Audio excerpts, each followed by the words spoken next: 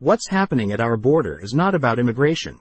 It's about our nation's safety and national security, by John Grimaldi. Mark Lamb, sheriff of Pinal County, Arizona, is on the front lines of the devastating war with the cartel criminals who are taking advantage of President Biden's open Mexican border.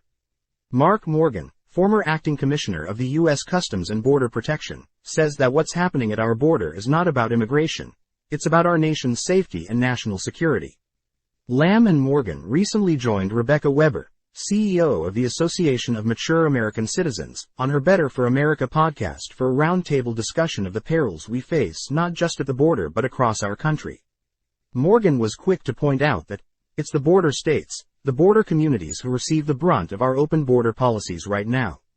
But I promise you, the threats that come across our open borders do not stay in border states or border communities. It's why we say every state is a border state.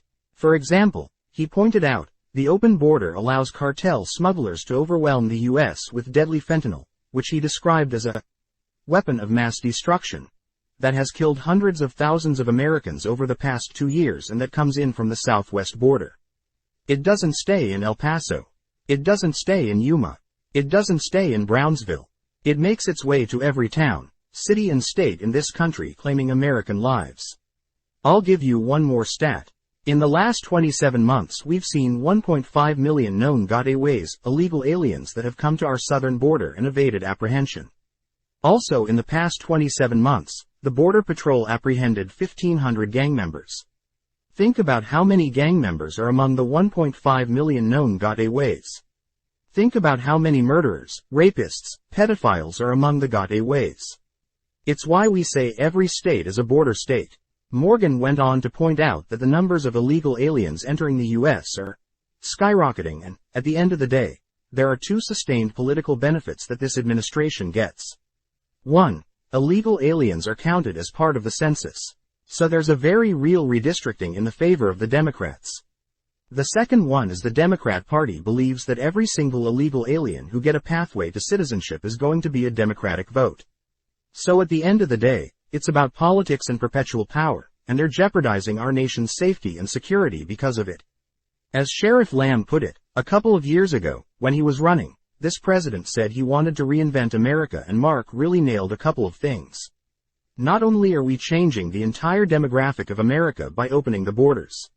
For example, last week alone we had 2,800 apprehensions from 57 different countries in Yuma County. If we had 10 people in our jail under the Trump administration, they would take 8 of those 10 people and send them back.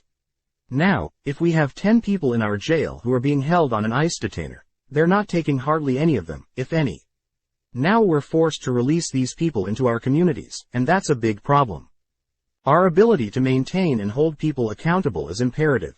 Morgan pointed out that the Biden administration has incentivized illegal aliens from 171 different countries to enter the U.S. in the past 27 months and that, in the same period, the CBP, the U.S. Customs and Border Protection, has encountered 6.2 million illegals seeking entry.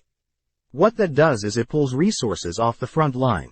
In many areas, 80% to 90% of Border Patrol resources are not on our nation's front lines, stopping drug dealers, stopping criminals, stopping potential security threats. They're relegated back to their facilities miles from the border processing and releasing those of the illegally entered. We've literally handed operational control to the cartels for them to exploit, to push drugs through our borders to every town, city, and state. We're seeing criminal aliens, including murderers, rapists, pedophiles, gang members, and potential national security threats cross the border every single day, all day long because of this administration's open border policies. Both Sheriff Lamb, who is running for the U.S. Senate in Arizona, and Morgan said they are calling for the impeachment of Secretary of the Department of Homeland Security Alejandro Mayorkas. As Morgan put it, this is the first secretary in our lifetime that has come into office and viewed the law as a mere advisory opinion. This is a man who has abdicated his oath, as Sheriff Lamb has said. He has actually enforced and demanded the men and women in his charge to not enforce the law. This is a secretary that has said that being in the country illegally is not enough to remove you. That's in contravention of the law. This is a secretary that has lied to the American people, and he's lied to Congress under oath. Morgan went on to cite the Secure Fence Act of 2006, which directs the Secretary of Homeland Security to prevent unlawful border entry. He maintains that under the law, the Secretary is required to prevent the entry of all illegal aliens, contraband terrorists or weapons of terrorism. And this Secretary said that he has operational control of the southwest border. And it's an abject lie. We have had, as I said, 1.5 million known gotaways under his leadership. That stat alone shows he's an abject liar. He's an abject failure, and he continues to circumvent the law. And it's why he should be impeached.